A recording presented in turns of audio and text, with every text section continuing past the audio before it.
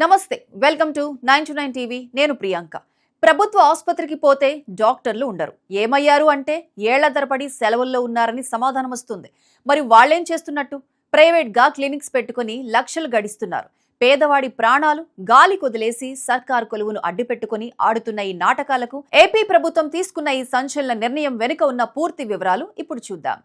ఏపీలో కూటమి ప్రభుత్వం వైద్య రంగం ప్రక్షాళనపై సీరియస్ గా ఫోకస్ చేసింది ఇందులో భాగంగానే ఏకంగా 43 మంది సివిల్ అసిస్టెంట్ సర్జన్లపై వేటు వేసింది వేటు అంటే ఏదో నెల రోజుల సస్పెన్షన్ కాదు ఏకంగా ఉద్యోగాల్లోంచి శాశ్వతంగా డిస్మిస్ చేసింది అసలు వీళ్లపై ఎందుకింత కఠిన చర్యలు తీసుకున్నారు అంటే వీళ్ళు డ్యూటీలు ఎగ్గొట్టింది ఏ ఒక్క రోజో 2 రోజులో కాదు ఏకంగా 4 ఏళ్లుగా ఆసుపత్రి ముఖమే చూడలేదు కనీసం పై అధికారులకు సమాచారం కూడా లేదు సెలవు చీటీ లేదు ప్రభుత్వ ఉద్యోగం తమ జేబులో ఉందన్న ధీమాతో తమ ఇష్టం వచ్చినట్లు వ్యవహరించారు వీళ్లు రావటం లేదని ప్రభుత్వం ఊరుకోలేదు పలుమార్లు షోకాస్ నోటీసులు ఇచ్చింది మీరెందుకు విధులకు రావటం లేదు మీపై ఎందుకు చర్యలు తీసుకోకూడదో సంజాయిషి ఇవ్వాలి అని ఆదేశించింది కానీ ఆ నోటీసులను కనీసం పట్టించుకున్న పాపాన పోలేదు ఈ వైద్యులు ప్రభుత్వమే మనల్ని ఏం పీకుతుందిలే అన్న నిర్లక్ష్యం వాళ్లది ఈ వ్యవహారంపై సీరియస్ అయిన ప్రభుత్వం ఏపీ సివిల్ సర్వీసెస్ రూల్స్ ను పక్కాగా అమలు చేసింది నిబంధనల ప్రకారం ఏడాదికి మించి అనధికారికంగా విధులకు దూరంగా ఉంటే సర్వీస్ నుంచి డిస్మిస్ చేసే పవర్ ప్రభుత్వానికి ఉంటుంది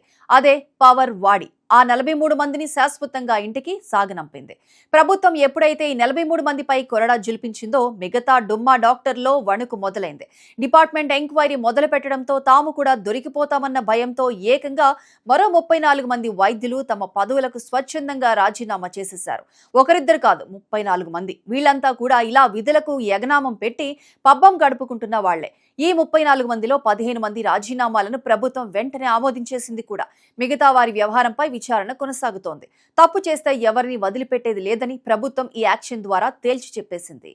అసలు డైరెక్టర్ ఆఫ్ సెకండరీ హెల్త్ పరిధిలో ఇలా గైర్హాజరవుతున్న వాళ్లు ఎంతమంది ఉన్నారో ఆరా తీస్తే ఏకంగా 118 మంది డాక్టర్ లిస్ట్ బయటపడింది వీళ్ళందరి బండారం బయటపెట్టడానికి 11 మంది అధికారులతో కూడిన ఒక ప్రత్యేక బృందాన్ని కూడా ప్రభుత్వం ఏర్పాటు చేసింది వీళ్లంతా ఆసుపత్రుల రికార్డులను డ్యూటీ రోస్టర్లను ఇప్పుడు క్షుణ్ణంగా పరిశీలిస్తున్నారు